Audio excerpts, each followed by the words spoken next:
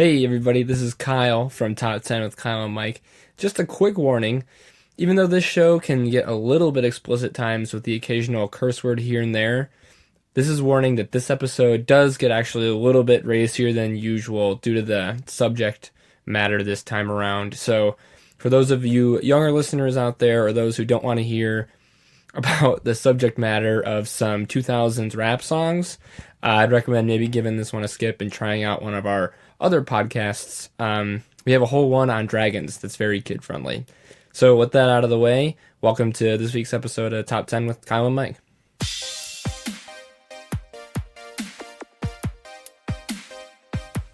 Greetings everyone and welcome back to Top 10 with Kyle and Mike. I am your co-host Kyle. Opposite me today is Mike, of course. Today we are having our very first recurring guest appearance. Back again, you remember him fondly, our good friend Jameson. As we do every week, a top 10 list will be posited this week by Mike, at which point Jameson and I will debate rigorously until we have agreed upon a definitive top 10. Let's get started. Mike, what are we doing this week? So Kyle, this week we're going to be talking about one of Jameson's favorite topics. We are going to be talking a little hip-hop. So as I thought about how we might want to approach this with our friend Jay Bizzle, I just couldn't think of the exact right way to get through this, because Jameson and I both have an abiding love for shitty hip-hop. Which makes it tough, because I don't just want to talk about shitty hip-hop, but I also don't want to try to seem cool and talk about good hip-hop, so we had to find a happy medium. And I thought the perfect thing to do was steal Legis' device. We're going to do guilty pleasure hip-hop. It's really good hip-hop that also sucks, and we can't help but love it. All right. So my question is, I'm basically going to be on the periphery of this one. I can see You're going to be inserting little comments here. I can see why Jameson is on this podcast. My question, I'll be like that one character in every Chris Nolan film. Yes. That's just there to explain the plot. You're exposition-y, the exposition man. Exposition away! Basil exposition, yeah? Yeah, wait, I'm so sorry. Could you explain to me how the dream machine works, Kyle? Basically, it's a black hole. Alright, but I do seriously have a question. So, yeah. Is the unit of hip-hop that we're discussing, is an item on this list a song, or an artist, or what are the logistics of this? That's a great question. We're doing songs. Also, an important note, I am restricting the time period on this. I think it would naturally restrict itself a little bit, based on the type of ridiculous hip-hop Jameson and I like. But we're going to go 2000s. So this is going to be 2000s, and I will say heavily skewed towards the early 2000s. This is right after the time when Nas and Jay-Z were putting down, real hip-hop. Yeah. And, Biggie and Tupac over on the West Coast. Yep. And then there's just a run of, really shitty hip-hop artists. Yeah. Yeah, let me be very... Get to, the Kendrick Lamars and the modern-day masters. Yeah. So... Okay, another question I have. Are we limiting it to the the knots, or can we go into... The knots. We're going knots here. Oh, so, is 2 Chainz... I don't know this. Is 2 Chainz outside that window? Yes, he's also outside that because his music just isn't good. It has to be, good and enjoyable, but also ridiculous in some way.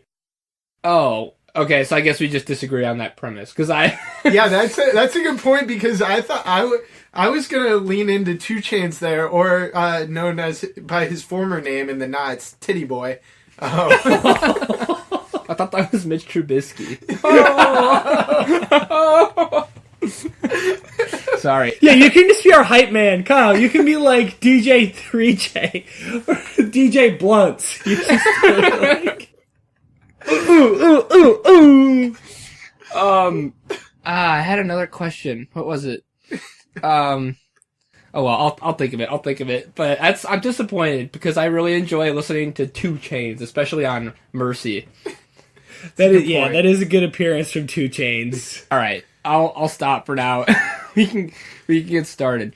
So here's what I'm going to do. I'm going to give you the song, and then I'm going to give you the one line that explains to you why this song is so great and so ridiculous all at the same time. So clocking in at number... Yes. Sorry, I remembered my question, and I want to get to it. Okay, so my question is then, can we include some aspect of an artist's work that is ridiculous or silly, even if on a whole that artist is considered to be an actually reputable artist? Oh, absolutely. There are some spots where you get some goofy music out of a really good artist. Like, I'll give you an example that's outside of the scope of this because it's in the 90s. Are you familiar with a song called Hard Knock Life by Jay-Z? Duh. Yeah. So Jay-Z is generally considered a pretty legit hip-hop artist. Some people think he's the greatest of all time. And he took the hook from Annie's Hard Knock Life and turned it into a rap song that was all too easily parodied by Dr. Evil. Right. Like, that's a ridiculous song. Also a great song. From an artist who's generally considered pretty conventionally solid. What came to mind for me was, like, this is actually a good rap song from a very good rap artist, but I just think the line is so silly. When Kendrick professes to wishing that his dick got as big as the Eiffel Tower, so he could fuck the world for 72 hours. Yeah. God damn, he feels amazing. Yeah. That's a really good point. I mean, I understand the sentiment, but it's just really exaggerated imagery. That's a good point. He also does manage to use hyperbole. Yeah, he does also manage to use the term scrotum about 2 lines later, which is not a word you hear in a lot of music. Not at all. No. All right, now I'm done. Sorry, you go ahead. All right, clocking in at number 10 from our dear friend Lil Wayne, Fireman. So this is an old classic. It opens up with the sounds of a siren, and then it says you hear a lighter clicking in the background, and then you hear I remember. Yeah, then you hear the fireman coming, and then it just kind of goes downhill from there. So the line that I chose from this that I think really represents the dual greatness and ridiculousness of it is. I see she wearing those jeans that show her butt crack. My girls can't wear that. Why? That's where my stash at. Which I just think is incredible. It's just such a great line. Wait, you haven't heard this before, Kyle? I'm sure I have, but I don't remember it. How is I get that sentiment, but like how? Because I was expecting something else, like why he's a fireman. Like, No. like how can you put these two together? Can you finish this puzzle for me? No. I think to try and explain why he's the fireman takes us into a dark rabbit hole. No, Lil Wayne is actually very interested in public service. He also has a song called Mrs. Officer, which pretty much follows a very similar conceit, which is where he's having sex with an officer, and he opens with like a wee wee wee wee wee wee, and it's like supposed to sound like a siren, and then he says, "All she wants me to do is fuck the police." It's like a whole thing. Yeah. Yeah. Lil Wayne's in love with law enforcement. That's true. So, Also, warning to the audience, there's going to be more profanity than usual in this episode. Yeah, we should probably do it. We've never done a disclaimer because I feel like most of our profanity is moderately in check. I have a feeling this one's going to go off the rails a little bit here. I'm working on my work computer, so I put a lot of ellipsis in where something I might otherwise write, I didn't want to put into my work computer. That's smart. Yeah. Fair enough. Yeah. So that's number 10. All right, so number 9, 2 of our best friends in the entire world. The inspirations for that character in Tropic Thunder who make Bust a Nut bars and that other, whatever that energy Booty drink Sweat. is. Booty Sweat. So Yeah. is this ludicrous? Close. It's our friends, the Yin Yang Twins, with the song Salt Shaker. Oh, good great one. So I didn't want to do another classic on which they're featured, Get Low. The reason is, I actually think too many people would consider Get Low a legitimately good song. But Salt Shaker is debatable. Yeah, it probably That's for another podcast. True, but Salt Shaker is where I think the Yin Yang Twins really jumped the shark. I feel like when they picked their name, they were sort of like teetering on the edge, but once they recorded Salt Shaker, it was a little much. Well, because aren't they the same artist that did the Whisper song? That's true. Yeah, that really jumping the shark. That one was just too disgusting. Like, there were a couple songs that I wanted to include, like that or My Neck, My Back. There's a couple, but I was like, I can't even do that to the audience. Like, I posted this on Facebook. My mom now knows this exists. Like, I can't have her hearing that. Oh boy. Man. So this, I think the first time I ever heard this song was Thursday. We were Like this Thursday? Yeah, like 4 days ago. Oh my god. Luigi's sister Talia was in town to catch a flight, and we went and got a drink on a Thursday night, and like it was like Cinderella. Like as soon as it hit like 10:30, like the lights go off, and all of a sudden like whatever was on TV just flipped to music videos, and this was That's a good sign. And it got raucous.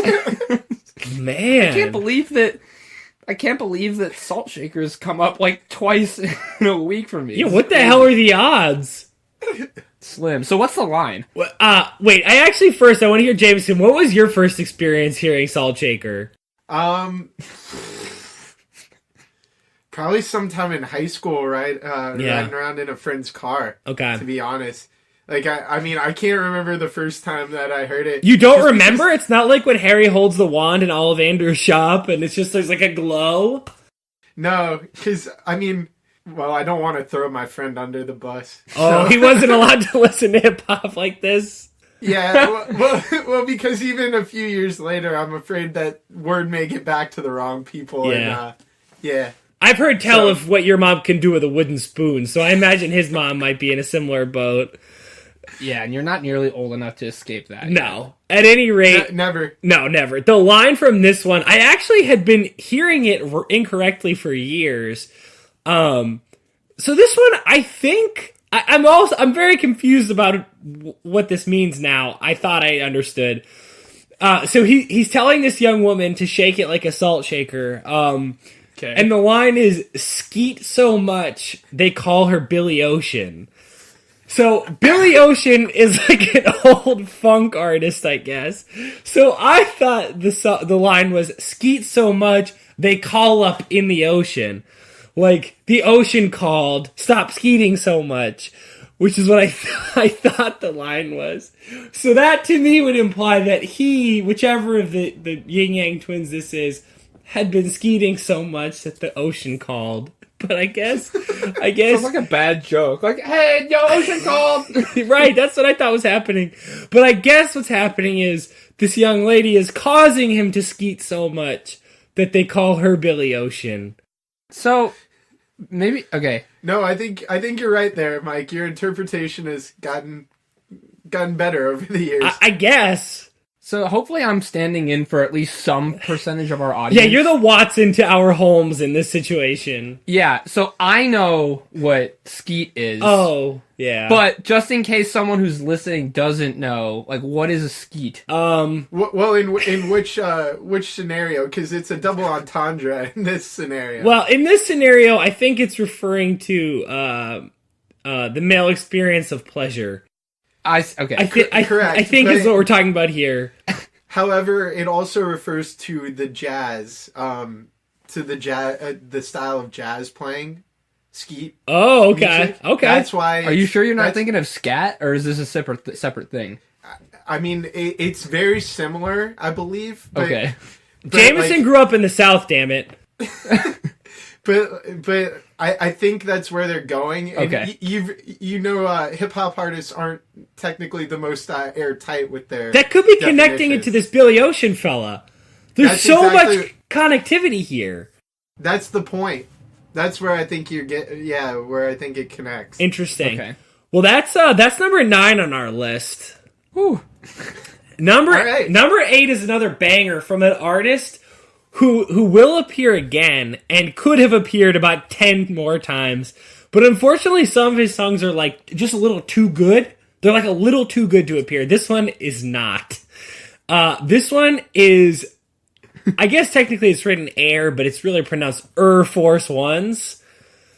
So I think the line that really epitomizes the ridiculous place we had gotten to in the world of hip hop is, so this whole song is fetishizing. Hey, Mike, before you go into the line, you got to mention the artist, though. Yes, excuse me. The artist is, of course, our friend Nelly, joined by a few other folks. Furtado. Yeah, I think, it's Nelly Furtado. it's pre-promiscuous girl Nelly Furtado, though. So before she sold out. Yeah. So there's a couple others on here. We're down a dark path starting here. Yeah, I think our old friend Murphy Lee is on this song.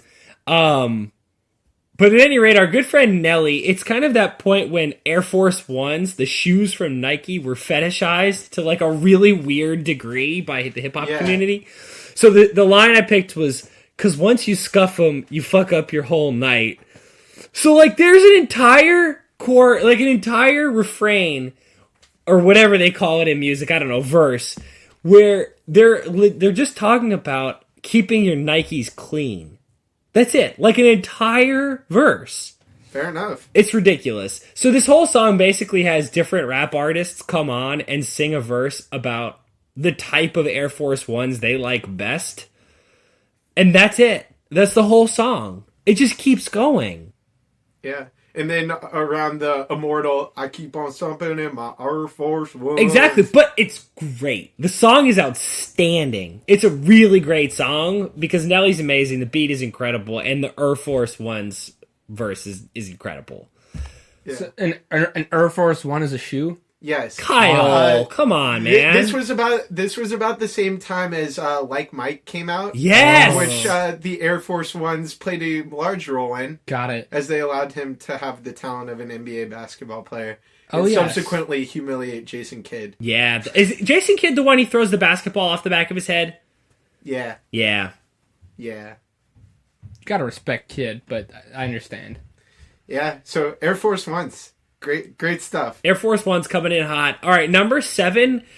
Another one that feels like it might have been some clever product placement. But this one is misspelled. I'm still not sure years later whether intentionally or not because I don't know what the joke would be. Number 7 is Holiday Inn. So this is a classic Chingy joint with a little bit of Snoop Dogg on the track. This is an all-timer. Older sister Nicole, who is not super into the hip-hop scene other than the early 2000s like crap hip-hop, really loves this song. I think she had it burned onto a CD back in the day. So Kyle's got it spelled correctly over here. Can you spell it out for the listeners? Yeah, for the listeners, the holiday portion is spelled HOLIDAE. And I don't understand why, and I never will. I don't think I'm ever going to learn why that was spelled that way. Oh, man, I can only conjecture, but it goes to some weird places quick, so we'll avoid that. All right, so I picked 2 lines for this one. They're from different artists. One is from Chingy. The other one, I believe, is Ludacris, I think. So the first one is Ching-a-ling. So that's Chingy referring to himself in the third person. Ching-a-ling equipped with much ding-a-ling.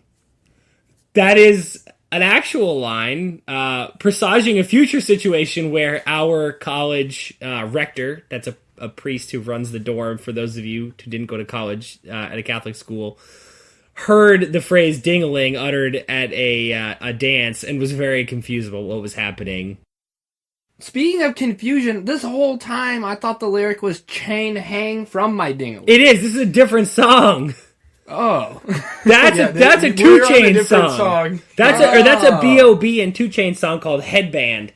Yeah. This is called Holiday Inn from Ching-a-ling. So Ching-a-ling equipped with much ding-a-ling. Yeah. Because the song you're thinking of actually came out while we were in college. B.O.B. was big while we were in school. Wow, I sure feel stupid. But I'm glad that the actual lyric is still the chain that does hang from his ding-a-ling. I think it's the chain hang to his ding-a-ling.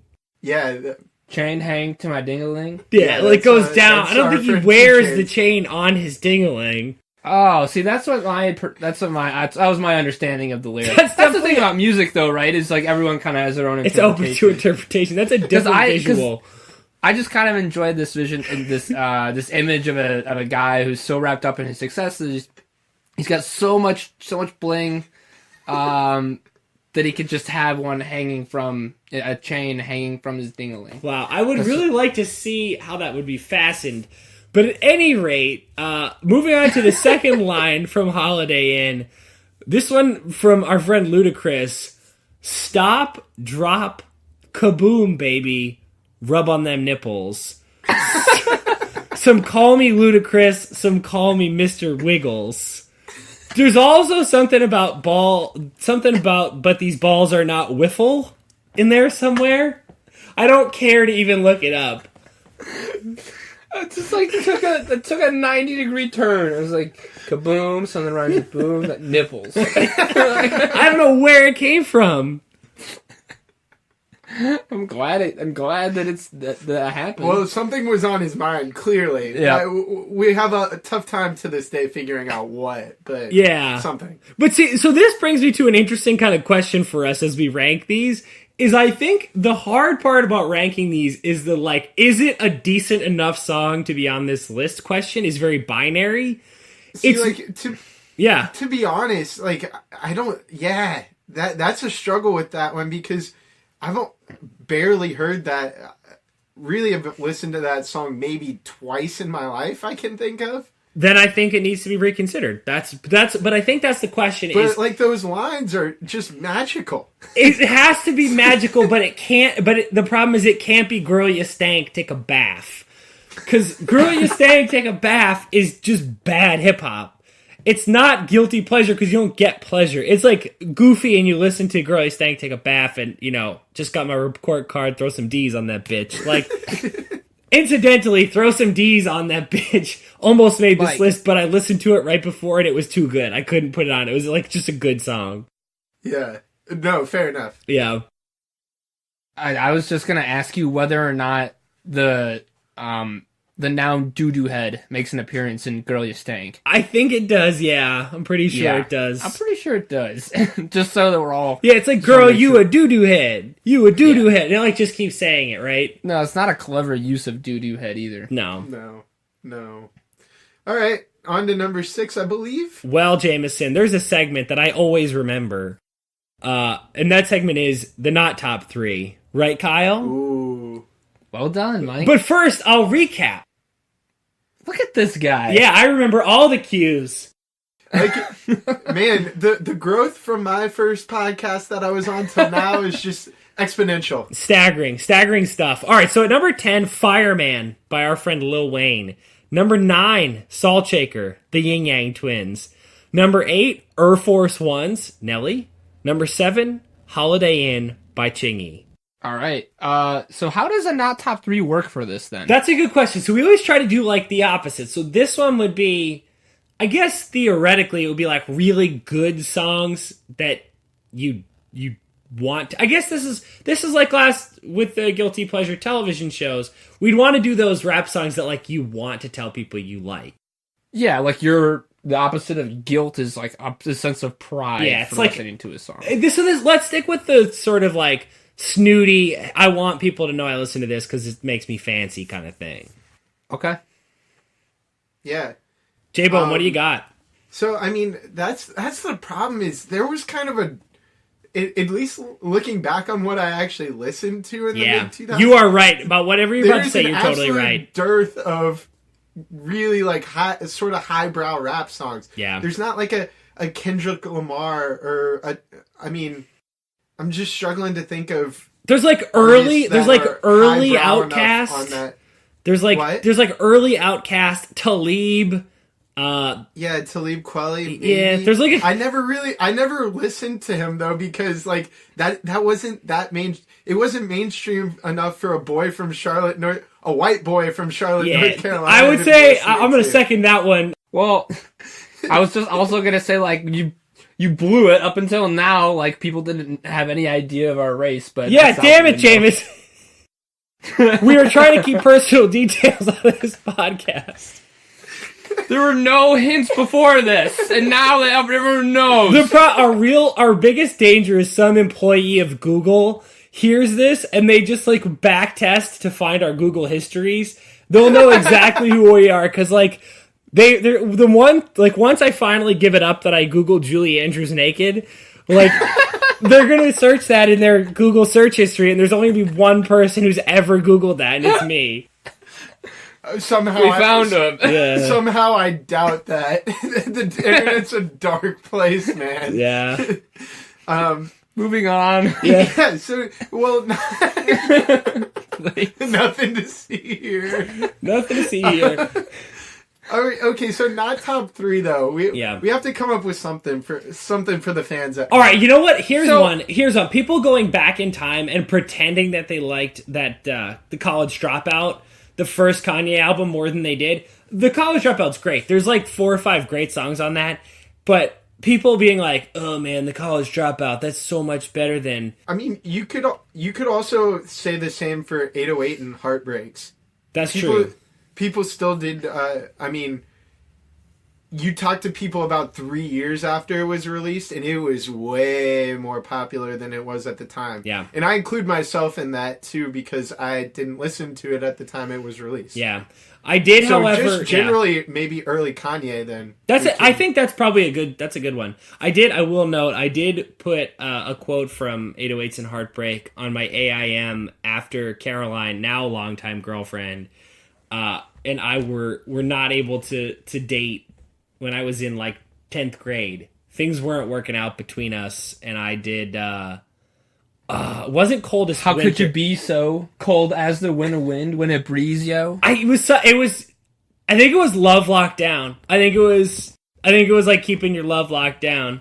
Nice. Yeah. Love lockdown. Man, that AIM game was strong. Oh yeah. I'm trying to think. So yeah, here's something that I'll slide in this like I can't think of one that fits, but maybe you guys can. What about a song that has like a particularly complicated or fast section that people were really proud to say that they knew all the lyrics and could rap it in time? Oh, great Basically, one. like anything with Busta Rhymes. Anything with Twista.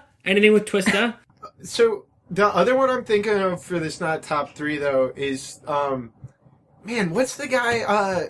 I'm totally blanking on his name. Man in the Moon was. Oh, Cudi, Kid Cudi. Yeah. Yeah. Cudi. Everybody was like, yeah, Cudi, just before he got off the drugs, man. Like, Yeah. Ever since he got off the drugs, he hasn't been the same. That is true, though. Weed Cudi is better than no Weed Cudi, if we're being totally frank here. But yeah, no, I think he sort of like definitely Weed Cudi leaks back into the late aughts. Yeah, so he does. I would throw him on there. I would also throw Stan, the song Stan by Eminem. Now, I love that song. It's a great one. I don't really love Dido generally, but it's the best Dido sample I've ever heard in a rap song. It's a kind of a category. It's a narrow category, but it's a hell of a sample. Okay, well then fair enough, but mid-aughts, that was Eminem's prime time, because think about it, Lose Yourself was 03. I just completely forgot about that. Yeah. Yeah. Just like I think people didn't listen to as much Eminem as they pretended to, because it's not easy listening. Like, it's angry shit.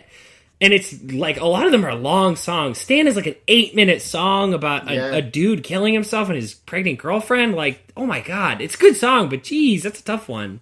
No, you have to be in a kind of mood. Yeah. Yeah, that's... Speaking of which, Lose Yourself came on the radio this afternoon. I was jamming out. Oh, yeah. Still know every word. Doing that accounting, baby. Yeah. So, Eminem then? Because right now I have early Kanye, Weed Cudi, and I'll throw Eminem on there. Yeah, that'll do. I think that's good enough. It's a hard category to do. Right. Busta Rhymes a close 4. Yeah. Yeah. All right. Man, what a not top 3 there. Yeah, it's a beaut. Top It's a 4. beaut. All right, so rolling into number 6 is another classic. This one also falls into the category of I almost didn't use it because it's a little too gross. And for my chosen line, I'm going to skip the line that I think is truly disgusting, but I encourage you to head on to the azlyrics.com to find the lyrics. So number 6 is that classic Lil' Kim song featuring 50 Cent, Magic Stick. So Love Magic. It's a great song. So the lyric that I chose for this one is, I'm a freak to the core. Get a dose once, you gonna want some more. So I chose this one because it was essentially the only line that I didn't creep myself out reading. So to all the listeners out there, check out the rest of the lyric. This is a different song than Disco Stick, right? Yes. Yes. That's Lady Gaga. That's a Lady Gaga really? one. Yeah. Wow. I guess thematically they're pretty different songs. Sorry I asked. I just wanted to bring up Disco Stick. I don't think thematically they're that different. No, they're not as different as you think in here, my friend. But the genre of the song. It's the same subject matter, but I think we're talking about the same stick.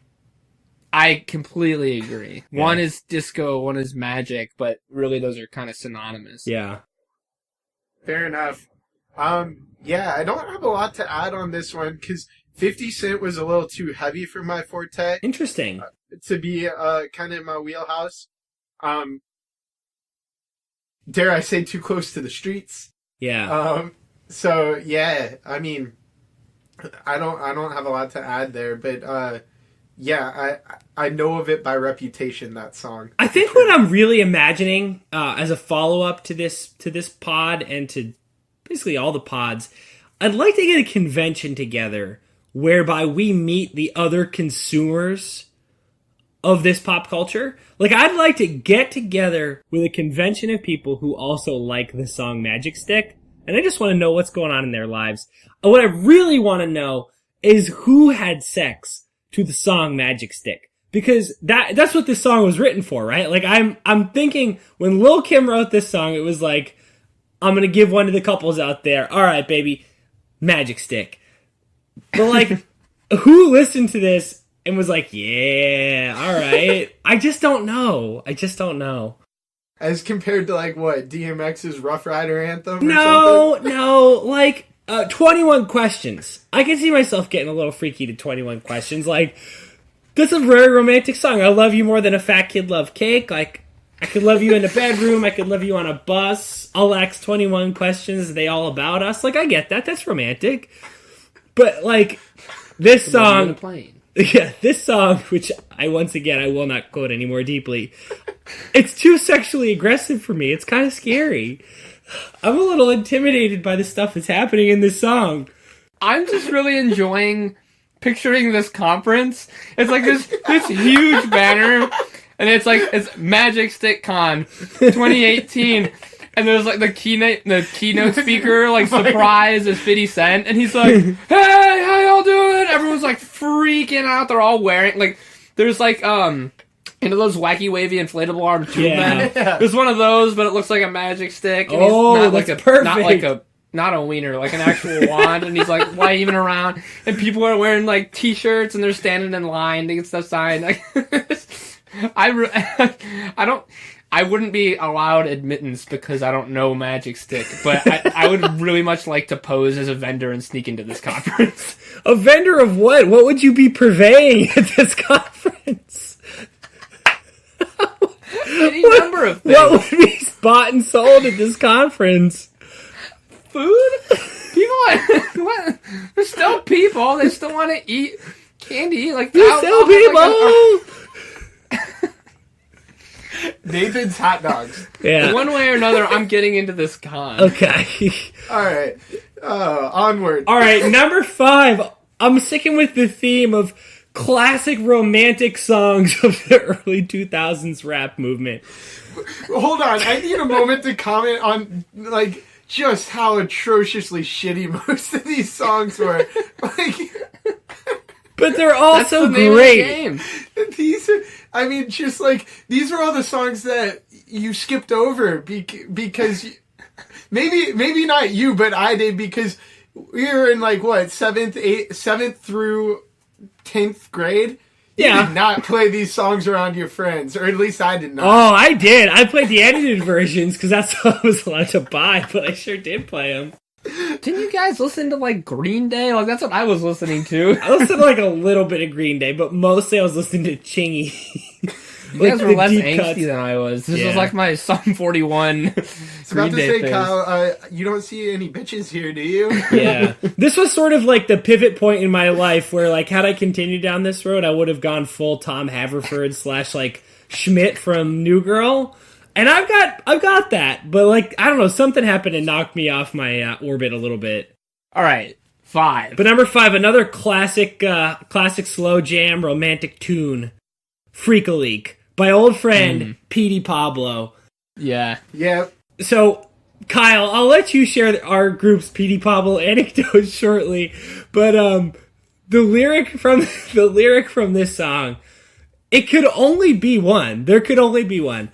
The lyric is Shamika, Keisha, Tara, Shonda, Sabrina, Crystal, Deronda, Lisa, Felicia, Tanisha, Siobhan, Monica, Monique, Christina. I'm getting the giggles over here. This is not good radio.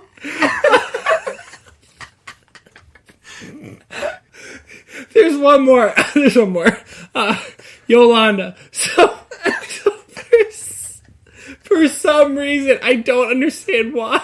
It's totally separate from the body of this song. Petey Pablo is rapping about freak leaks, which I think has something to do with women. I'm not sure. And then also leek is spelled like the vegetable. It's really important. So I don't know what's happening, but then suddenly he just sings a bunch of ladies' names consecutively with no lead in or no conclusion. It's just there. So I don't know what happens. That was part of his non-disclosure agreement. I guess maybe I don't know. He had to mention them in a song. Yeah, by first name only. Well, something happened. This is a great song. So Kyle, at least that's the way I picture it. So Kyle, why don't you share with the audience our Petey Pablo anecdote? Jameson should know this one too. He probably does. We had a That's friend. why I'm happy. Yeah, we had a friend in college named Kwame. Correct me if I misremember this. I don't remember how we found out, but it was super casual. Whatever it was way more casual than you would have thought. Yeah, he either told us or we just discovered it. But it was his Facebook. He has like an old Facebook picture. profile picture, and it was just him with Petey Pablo, like at an airport, right? The Charlotte airport, I believe. And he hadn't changed his profile picture in like 8 years because he was like 12. But like, to be fair, if you manage to snap a pic with Petey Pablo, like, it's like you're never gonna change that profile picture. It may still be it to this day. Who knows? It probably is. And the best part is, like, Kwame was more mature than any of us. And the picture, like, his profile picture was him. Like, we're trying to do pictures of, like, us and our girlfriends and look all grown up. And him was, like, a prepubescent shot of him with Petey Pablo in the airport. What's so great, though, is that 12-year-old Kwame, like, wanted to get a picture with Petey Pablo and recognized him. Yeah. Like, I may have sat next to Petey Pablo 15,000 times in my life and I would never know it. That's true. Like, the fact that 12-year-old Kwame knew, like, this is Petey Pablo, I gotta get a pic is pretty cool. Yeah. Pretty incredible. Absolutely. A quick Wikipedia note, because I was trying to remember, I knew something had happened.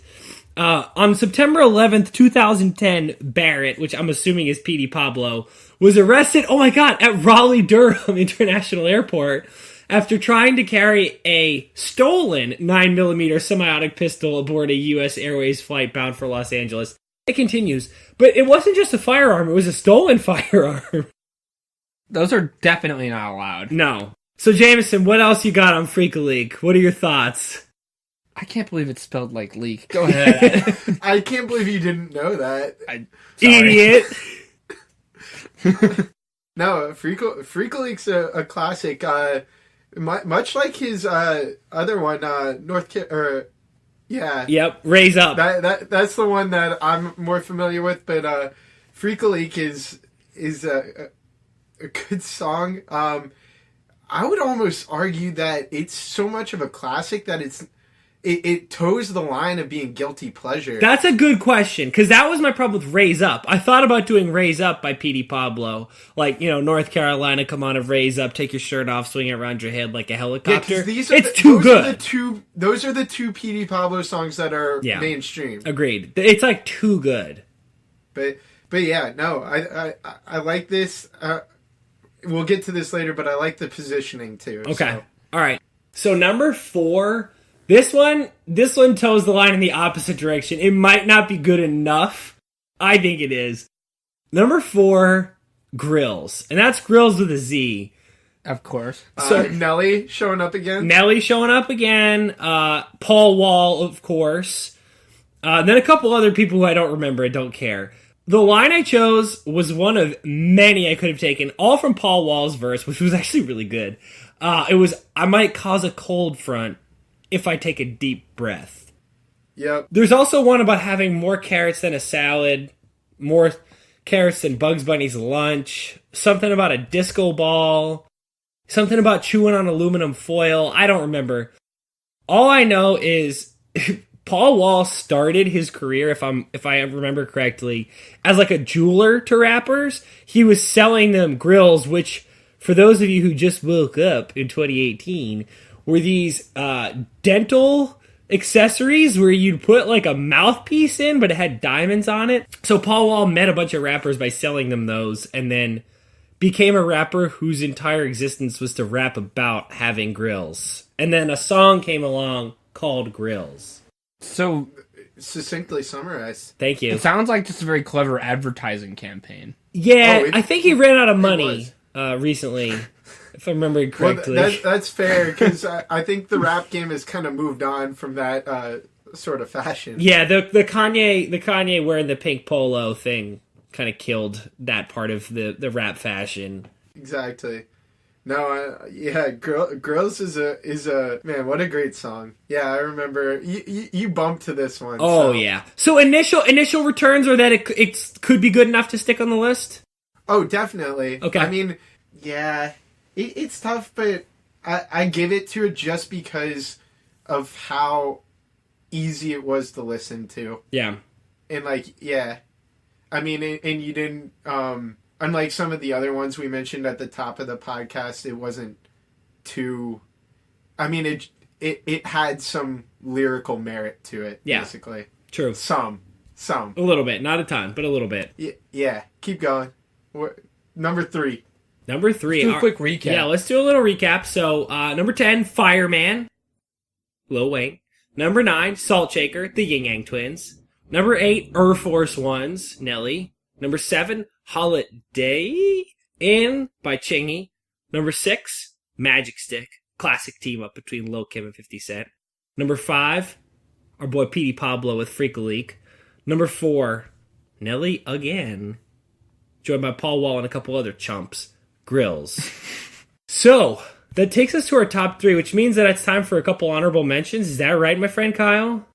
You're just all over the segments today, Mike. I don't even know why I'm here. Just keeping us on track. So I've got a really, really long list. I don't even think we should parse these. I'm just going to read a couple out. Rapid fire, just Yeah. Hit us with all of them at once, and we'll just let it wash over us. Yeah, so the only thing I'm gonna mention is I'm just gonna mention the ones that I like really had in contention, because a lot of them I just decided were too good. Like, also I had one that was too bad. Laffy Taffy was just too bad. Like, I couldn't put Laffy Taffy. I couldn't put on it was too bad. A couple that were really good. So throw some D's. I mentioned Hot in Here. Big. I was wondering when that would come up. Too good. Big Pimpin', way too good. Yeah. Shake Your Tail. Also, Hot in Here, just sorry to interrupt. Man, that is an all-time music video, too. Incredible music video. Also, one of, 10 rap songs my mom could probably rap the whole thing, too. That's got such a great open. Hot in... that song... yeah. When that song's on, and then the temperature gets up real quick. Yeah. Shake Your Tail Feather. Mm-hmm. Classic Murphy Lee joint. I'm in Love with a Stripper, which I don't know. I think that one might warrant inclusion. It's such a great song. The edited version I had, I'm in Love with a Dancer, was not as good. Also, How We Do which is The Game and 50 Cent. I think it was Too Good. And then last, My Band by D12. Yeah, I don't know. I never liked that My Band. Oh, I loved My but Band. But yeah, I don't think it was widely hailed. Yeah. Fair enough. I mean, so far, like, just through 10 through 4 and the honorable mention, I noticed we're missing a little bit of our friend T.I. here, too, which seems to me to be an omission, but we can discuss. We got 3 to go, J-Bone. See, our friend T.I., I thought about, but I wanted to save our friend T.I. for an examination of, like, actual great rap at some point, because T.I. is legitimately awesome, and he's got a couple songs that veer into self-parody, so we'll discuss. But the reason he doesn't appear, and spoiler, he's not going to appear, is because I think most of his music is too good. Fair enough, but yeah. So fair enough. So the top 3, typically, and as with most of the construction of this list, I try to keep it, and I know Kyle does too, universal. We try to make sure that we're accepting of how all people would view these categories. We try not to make it just about our views. I know it's coming. Sometimes we can't help it. And in this case, I really couldn't help it. This is a little bit of inside baseball for a couple of the top 3. Number 3, Slow Motion by our friend Juvenile. So, old friend... I have a feeling we're about to get a little dose of Juvenile up here in the top 3. We might get a couple from Juve the Great. Number 3, Slow Motion. Also, I think one of the Juvenile songs that I really like is from 1999. I don't care. We're breaking all the rules. So, Slow Motion, the line that I chose, it's like, people talk about, Robert Frost, Emily Dickinson. They talk about the great poets, the great American poets. Included up there is the author of this great line. If you love in my bark, let me bury my bone. I just think it's so beautiful. It's such a beautiful line. I don't know. It just makes me feel something, What does it make it be? You've made Kyle short circuit, Mike. Would you like me to read the line again, Kyle? No, I got it. You sure? Because I think I was expecting... That's the misdirection on a lot of these lines is great, because I was expecting something along with the bark to, like something about bite, bark and the bite. But it's just far more direct than that. Yeah. And goes right at it. I think that's very intentional on the artist's part. I also I wasn't going to use this line because like I said, I'm generally trying to refrain from being too egregious, but I have to note the song opens with slow motion. So like that's the hook, and it opens with the hook. And then the first line, literally the first thing that Juvenile actually says is, "I'm a dick thrower." That is literally his opening line is, "I'm a dick thrower," which I don't know what that means. I don't think I've ever met one of these dick throwers in my life. I'm so alarmed by it. The image that immediately comes to mind is that reporter who threw the shoes at President Bush back in the day. Like, I don't know what this means, and I'm so thrown off by it. It's like the same person at... is it the person at Patriots games who keeps... Yes! Yeah, they've had some issue with that. I'm picturing that crazy duck that can throw its penis like a lasso. Oh, yeah, the Argentine lake duck. That's the one. That will also, spoiler alert, the Argentine lake duck will reappear on our Fun Facts podcast someday. That's amazing. We made it 15 episodes without a reference to this Argentine lake duck. Man, I'm honored that I was here for its introduction to top 10. Yeah, it will come up again because it was like a weekly occurrence at our dinners. All right. That was 3. Yeah, there's nothing more to be said. Number 2, keeping it with the Power Hour. One of the all-time greatest songs, but you have to feel guilty about hearing it for a lot of reasons. Back That Ass Up. Excuse me. I'm so sorry. I actually misspoke. I meant to say, back that as up, because this song is spelled back that A-Z-Z up.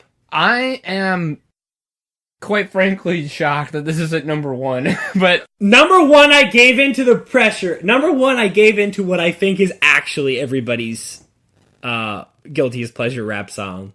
fair enough. However, I think this qualified as all of our guilty pleasure rap songs senior year, given that Brothers had that marvelous habit of playing it Every time. Yeah. every time we were there. We could not leave until it had been played. Nope. And it was predictable. It was going to be played, so that really determined. You could be at the bar for 5 minutes or 5 hours. You had to leave only once you'd heard that song. I think a significant contributing factor to the guilt associated with this Yeah. song is the music video. Yes. Walk us through the music video a little bit. I feel disgusting just being in the same room as a TV that's playing this music video. It's not X-rated. Like, it makes you feel bad. It's a lot of, it just looks uncomfortable. They're like in some kind of swamp. Like, it's clearly incredibly humid. Yeah, it's like 105 degrees. There's like a million people, and there's not a single tree in sight. It's just sun baking these people's fire. And like and it's like a 12-year-old Lil Wayne makes an appearance. Yeah, he sure does. It's this weird. Not only that, but they're all fenced in on the other side from Juvenile and Lil Wayne. Yeah, it's all chain link. It's just like and there's a lot of asses being backed up. A lot of asses of all shapes and sizes, and concerningly, probably a lot of different ages. I don't know how thoroughly they screened for how old the young ladies backing their ass up on that video shoot were. It's allegedly. It's a very alarming situation because you know that Juvenile had this song that he and his buddies were not really thinking was going to be a great hit. And suddenly, like, MTV calls, there's like, oh my god, everybody's listening to Back That Ass Up. Where's the music video?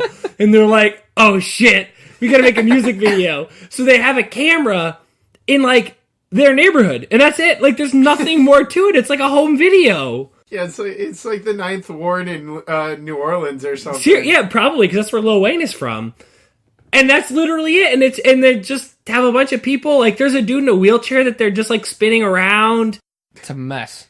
It's just really a mess, something. Yeah. quite frankly. So go ahead and give him a line. Yeah, so this one, I picked just a random one because I wanted to stick with the theme. Apparently, Juvenile liked dogs because this one, when describing his interest in a young lady, just says, I want to walk it like a dog.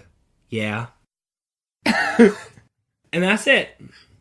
I think I have a strong idea of what he's referring to, and oh my, he really went right at it there. I'm shocked that the Dick Bandit was not referenced. Yeah, I was not sure, but Kyle, why don't you tell us about the Dick Bandit? I don't even know the lines around it. It just goes something Dick Bandit.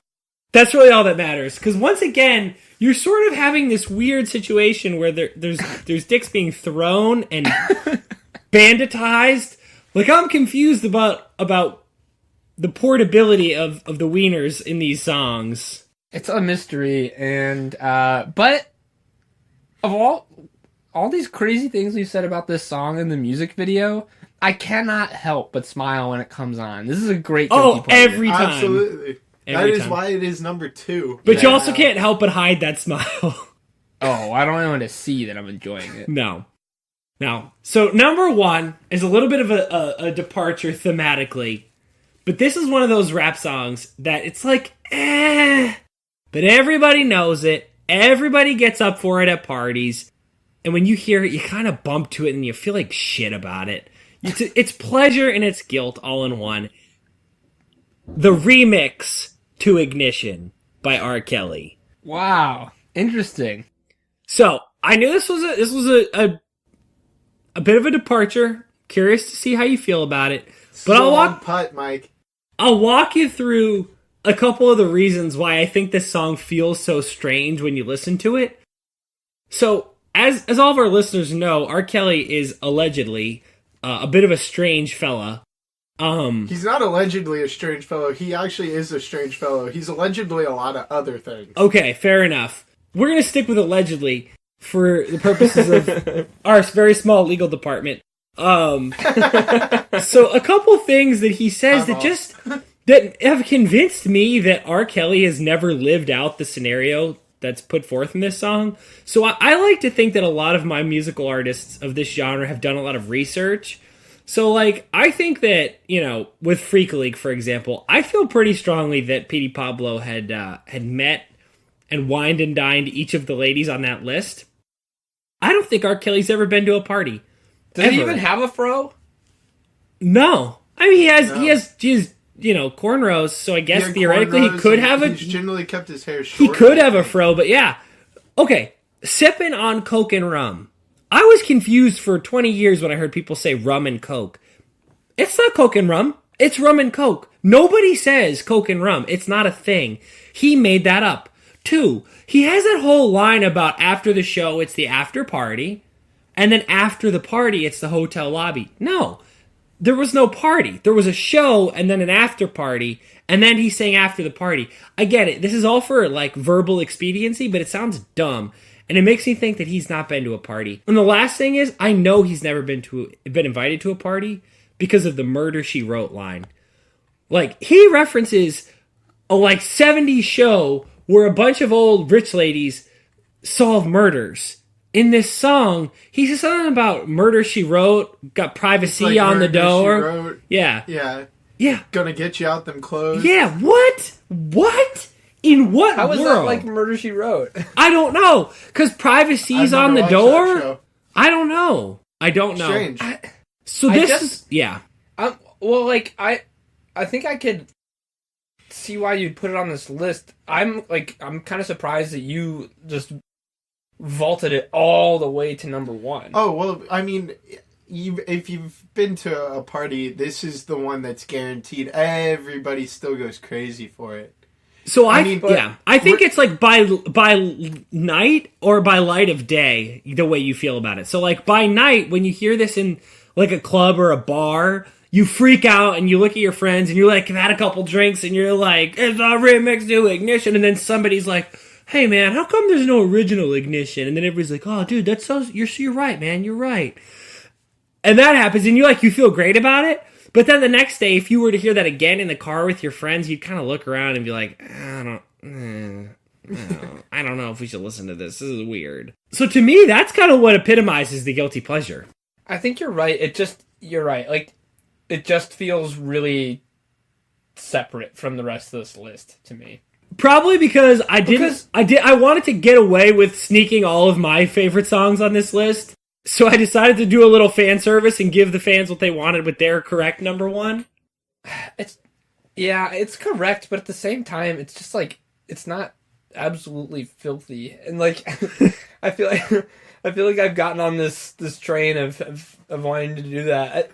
That's fine. Hey, that's fine with me. I'm always happy to put, I got a couple on here that are kind of waiting in the wings. A Miss New Booty is just got no home. Like, wow, I totally forgot about that song. Yeah. I think this list would be...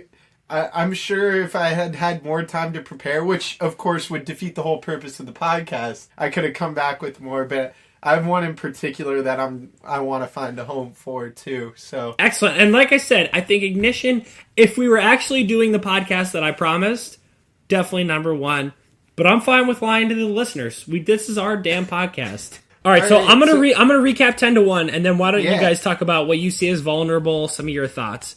Yeah. Number 10, Fireman. Number 9, Salt Shaker. Number 8, Air Force Ones. Number 7, Holiday Inn. Number 6, Magic Stick. Number 5, Freak Leak. Number 4, Grills. 3, Slow Motion. Number 2, Back That Ass Up. And number 1, the remix to Ignition. Yeah. So Kyle, go ahead. I actually don't have any that I want to add because I don't know any. So the co-host from Chicago cedes his time on the floor to Jameson.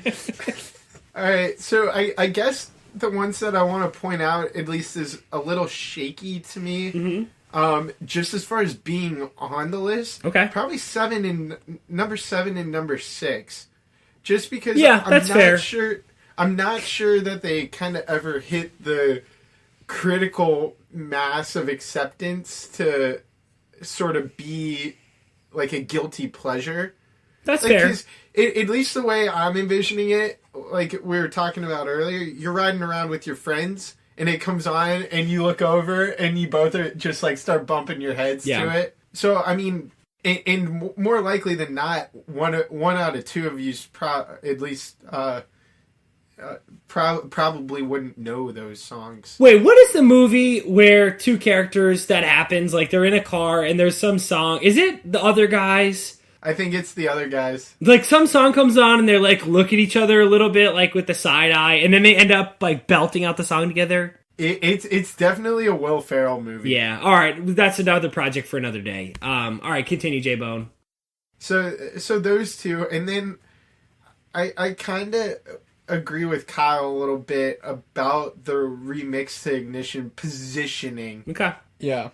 No, it definitely deserves to be on this list. Yeah. I just don't know, like, the way you phrased it, if you're listening to it in the light of day and you're having trouble with it, can it really be number one in your guilty pleasure rap songs? Yeah, and I'll say this, because if this song comes on when you're out, it is universally and unquestionably enjoyed.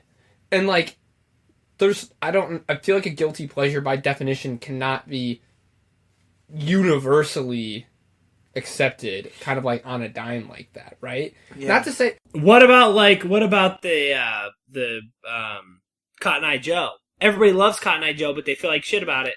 later though.